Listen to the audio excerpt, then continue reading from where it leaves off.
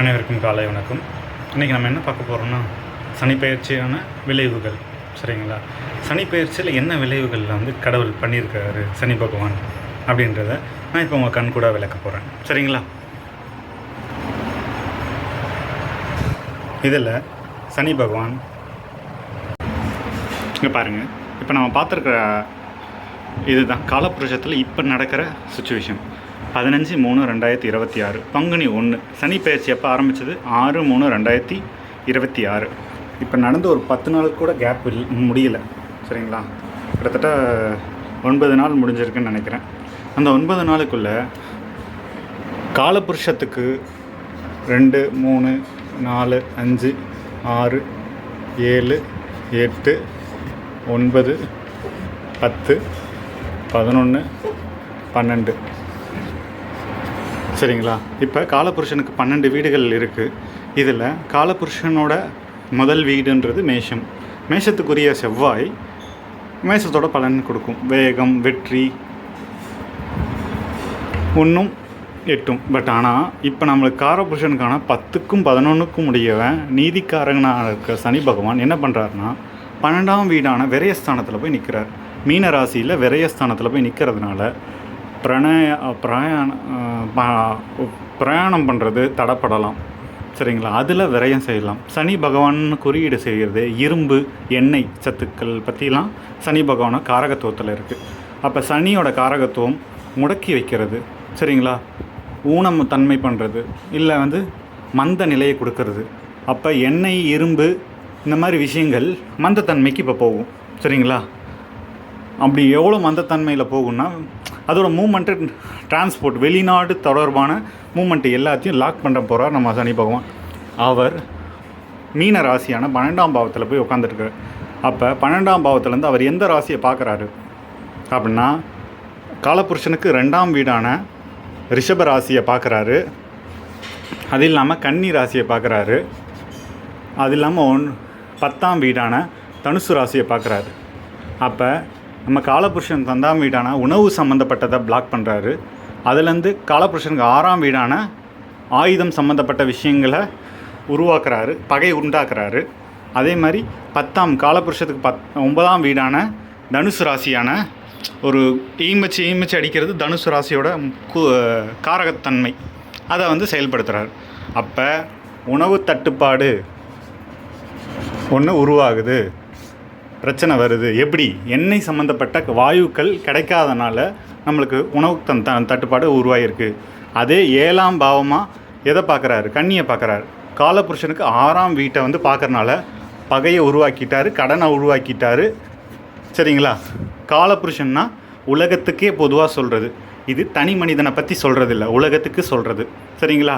காலப்புருஷனுக்கு 9ஆவது வீடான வெளியூர் பயணங்கள் எல்லாமே பாதிக்கப்படும். சரிங்களா? அது மூலிமா வர ப்ராஃபிட்ஸ், இல்லை பூர்வ ஜென்மம், பாக்கியம் அப்படின்ற எந்த விஷயங்களும் நடைபெறாத மாதிரி பண்ணிட்டாரு. சரிங்களா?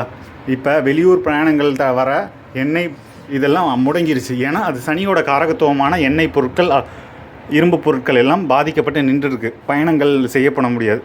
பகையால் போர் உருவாக்கிட்டார். யாருக்கும்? இஸ்ரேலுக்கும் அமெரிக்காவுக்கும், ஈரானுக்கும் அமெரிக்காவுக்கும் உள்ள போகுது. இதனால் இந்தியாவில் உணவு தட்டுப்பாடு வருது. எதனால்? எண்ணெய் மாற்றம் நடக்காதனால.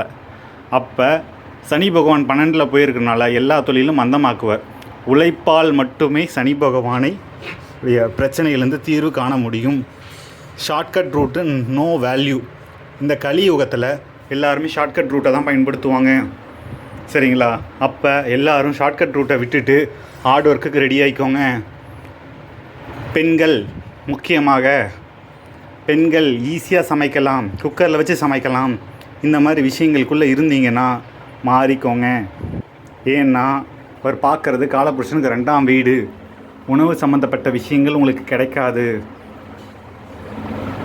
கன்னி ராசி, கம்யூனிகேஷன் டிலே இருக்கும். 6ஆம் வீட்டை பார்க்குறாரு காலப்புருஷனுக்கு. அதனால் கன்னி ராசியை பார்க்குறதுனால அதுவும் தடைப்படும்.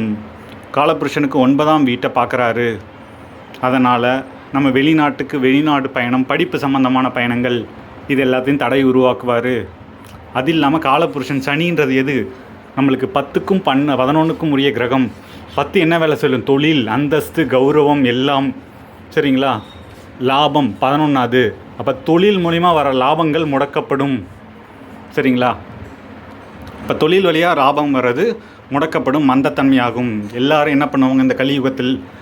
சனி பகவானின் ஆட்சியால் கண்டிப்பாக கொஞ்சம் தூக்கத்தை அதிகமாக விரும்புவாங்க. இனிமேலுக்கு படுத்துட்டு எழுந்து ஏதோ ஓரளவுக்கு வேலை செஞ்சுட்டு திருப்பியும் சாப்பிட்டு தூங்கினேன்.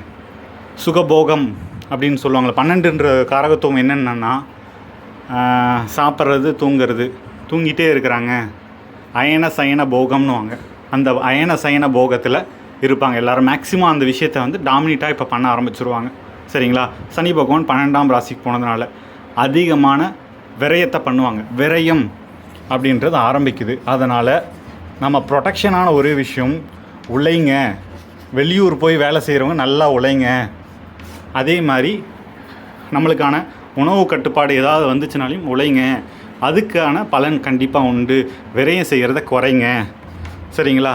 அதே மாதிரி வெளியூர்லேருந்து வாங்குகிற பொருட்களை ஃபுல்லாக நிறுத்திக்கோங்க. ஏன்னா அதுக்கு நீங்கள் செலவு பண்ணிங்கன்னா விரயமாகும். உள்ளூர் பொருட்கள், உள்ளூர் சாமானிய வேலைக்காரனை கூப்பிட்டு வேலை வாங்குங்க. அது மட்டும்தான் பலன் தரும். வெளிநாட்டிலேருந்து வர்ற எல்லாமே விரயத்தை கொடுக்கும். ஏன்னா சனி பகவான் வெளியூருக்கான காரகத்துவத்தில் போய் உட்காந்துருக்காரு. அதனால் அந்த விஷயத்தில் தடை உருவாக்குவார், போர் உருவாக்குவார், பகை உருவாக்குவார், சண்டை உருவாக்குவார். அதனால் முடிஞ்ச முடிக்கும் பாருங்கள். ஆனால் நம்மளுக்கு நல்லது செய்கிறதுக்காக சில பேர் இருக்காங்க. 1 2 3 4 5 குரு பகவானோட பார்வை காலபுருஷனில் 7ஆம் வீட்டில் விழுது. 5வது பார்வை. அப்படி 5வது பார்வை விடும்போது குடும்பம், அந்தஸ்து, இந்த மாதிரி விஷயம், அந்யுன்யம், மனைவி மக்களோட அந்யுன்யம் கொஞ்சம் இருக்கும். 7ஆம் வீட்டை பார்க்கறதுனால பயணங்கள் மூலயமா லாபங்கள் வர வாய்ப்புகள் குரு கொடுப்பார். சனி தடுத்தாலும் குரு கொடுப்பார்.